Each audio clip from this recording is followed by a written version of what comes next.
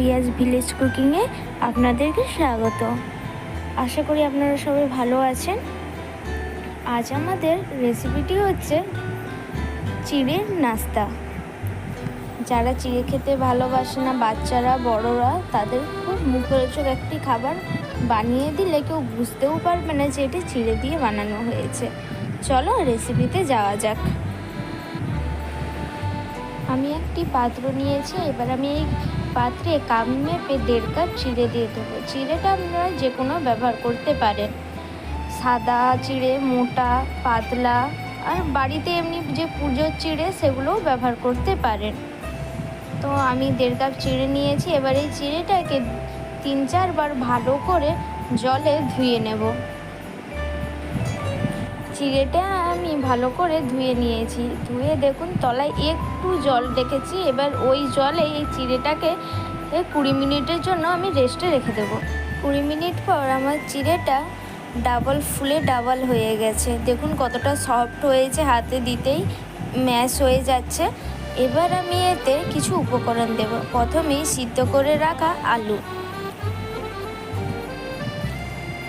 তারপরে গাজর কুচি, টমেটোর কুচি, লঙ্কা এবং পেঁয়াজ কুচি। ঝালটা আপনারা আপনাদের পরিমাণ মতো দেবেন। এখানে আপনারা আরও সবজি অ্যাড করতে পারেন। তো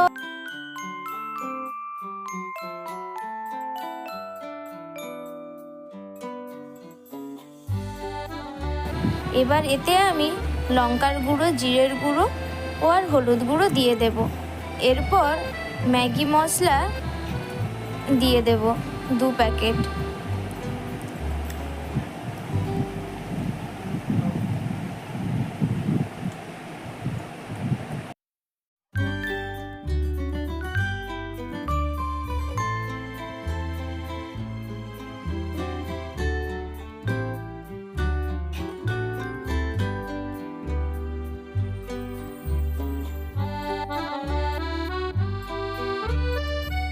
এরপর এখানে আমরা লবণ দেব।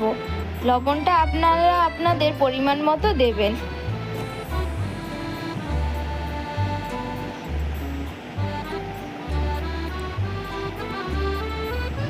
এখানে আমরা কর্নফ্লাওয়ার ব্যবহার করছি, আপনারা ময়দাও ব্যবহার করতে পারেন।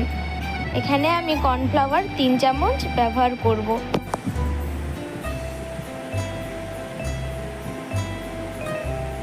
এরপর আমরা চাট মশলা এখানে ব্যবহার করব। আপনারা চাট মশলা না থাকলে লেবুর রসও ব্যবহার করতে পারেন।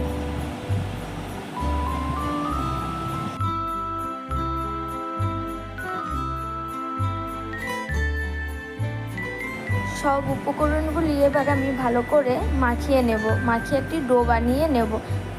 এখানে আমি কোনো জল ব্যবহার করছি না, কারণ সিদ্ধ করে রাখা আলু এবং চিড়ে সোক করে থাকা জল আমাদের মাখানো হয়ে যাবে। যদি আপনাদের মনে হয় যে ডোটা মাখানো হচ্ছে না, তো আপনারা একটু জল অ্যাড করতে পারেন।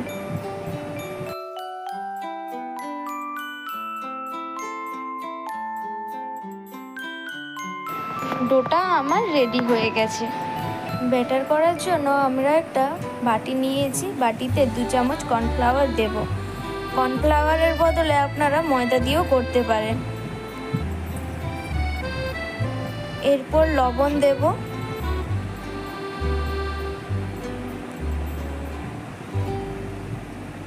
লবণ দিয়ে অল্প অল্প জল দিয়ে একটা পাতলা ব্যাটার তৈরি করে নিতে হবে।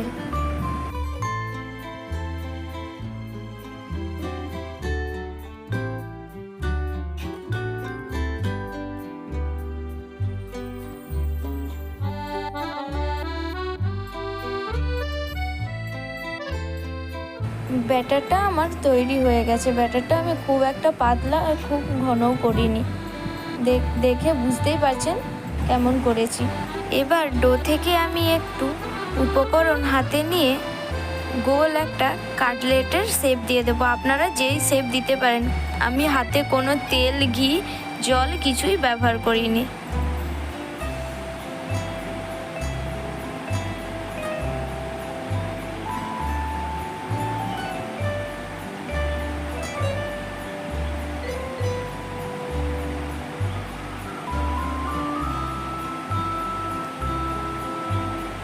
এবার আমি এটা ব্যাটারের মধ্যে দিয়ে দেব, দিয়ে ভালো করে একটা কোটিং বানিয়ে নেব।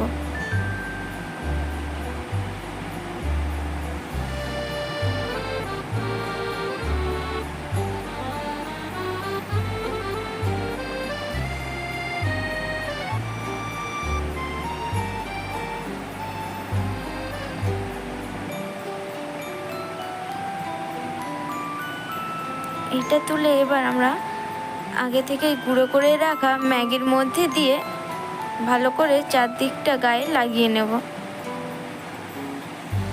এরকম করে আমি বাকি সবগুলোই বানিয়ে নেব।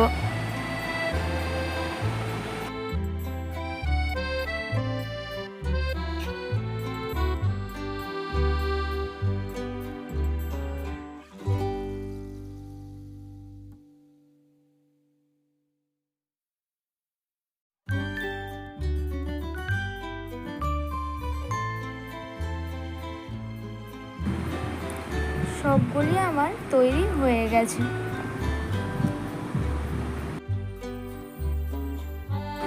এবার আমি এগুলোকে ভেজে নেব। গ্যাসে আমি কড়াইয়ে তেল আগে থেকে গরম করতে বসিয়ে দিয়েছিলাম।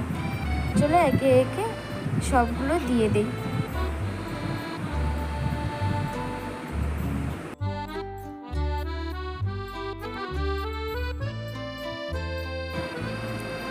এবার আমরা এখানে একটা কাঁটা চামচের সাহায্যে উল্টে দেব, উল্টে পাল্টে লাল লাল করে ভেজে নেব।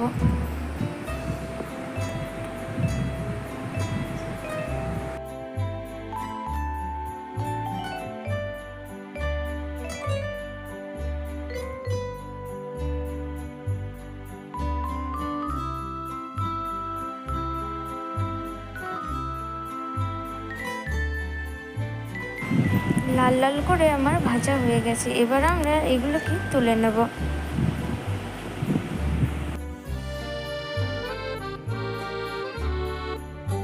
এইরকম করে বাকিগুলি ভেজে নেব।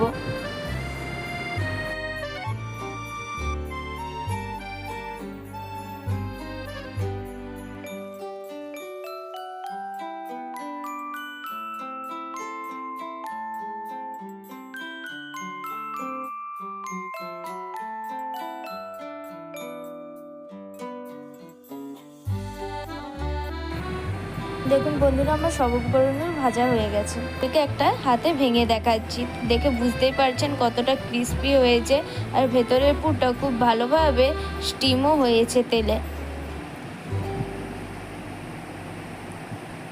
পুরো ভিডিওটা প্রথম থেকে শেষ পর্যন্ত দেখার জন্য আপনাদের অসংখ্য ধন্যবাদ।